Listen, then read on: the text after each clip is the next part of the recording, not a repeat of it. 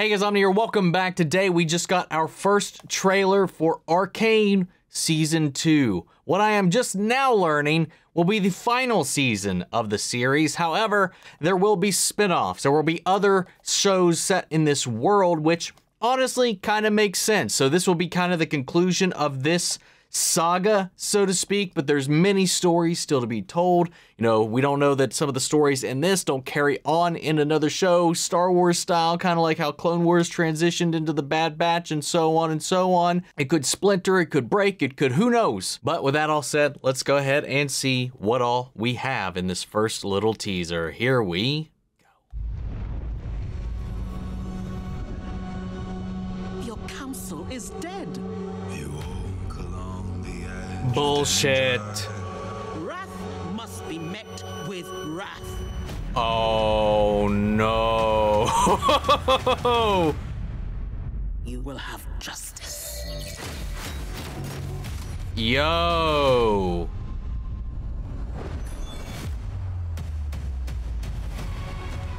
It was inevitable. Whoa. More Silco's old assassin droid things. With 3 objectives. Locate Jinx. Yo. Dismantle Shimmer. And neutralize any agents still loyal to Silco.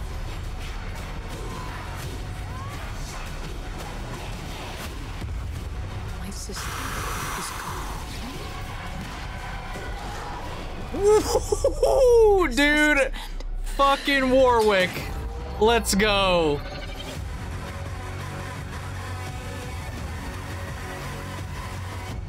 Jinx! Finally got Oh wow. Sister. Wow.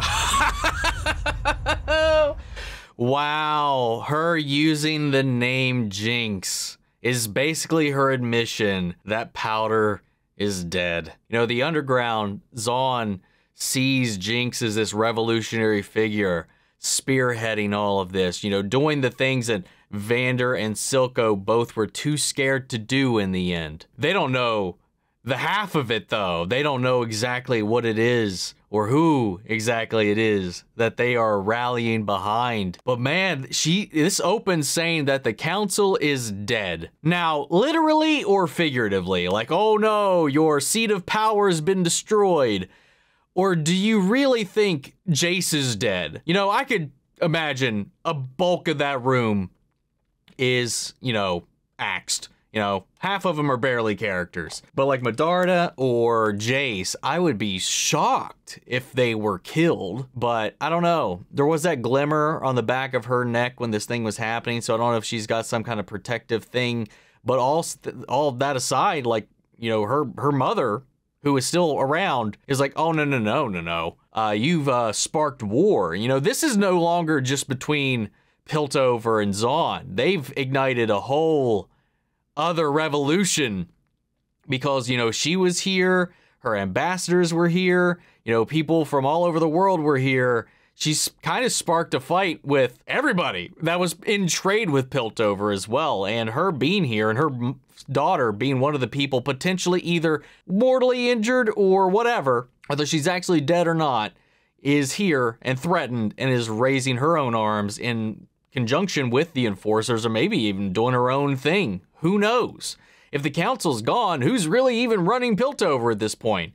You know, are the enforcers even enforcers at this point? Who do they answer to? This could just be very well their own unit that they're pulling together, that Caitlyn is bringing and rallying to her side with Vi and all of that to do what they need to do to restore order. And I know we saw Heimerdinger in this, and I'm not really sure exactly what they're going to be doing with him this season. I don't recall, just in, you know, just having just watched this, I don't recall having seen Victor or what's going on with him, because that's an interesting story that I really can't wait to see what they do with. We saw Singed, and then on top of that, you know, it was teased. We got a little tiny teaser months ago showing Warwick being introduced, but like seeing them in action, even for just a moment, was really exciting. I'm really curious to see how that's going to integrate, if some of the fan theories are in fact true about what happened there or what may have happened there. There was a couple of ideas that I posited. If I don't remember if I left them in the reactions or not, but there's a couple of theories that I had about who certain people may or may not wind up being as far as future characters or familiar characters for that matter. Speaking of Singed though, I'm wondering, like, with Silco out of the picture,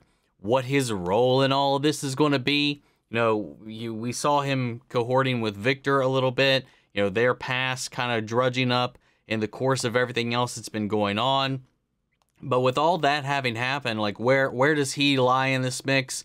A lot of people are kind of in the wind. And with the way things are, the pure, like, utter chaos that this is going to unleash across these two different worlds, just a lot of, there's just a lot, at the end of the day, there's just a lot of stuff up in the air. And I can't wait to see how it all lands. But obviously, we still have Echo, you know, run the Firelights. You know, we've got all these factions, man. I'm very curious to see how he's going to feel about Vi becoming an enforcer. Again, whatever that means at this point in time, post-council, post-attack, post-Jinx unloading her ultimate on that council room, the chambers there, while they were deliberating and trying to figure out how to bring peace.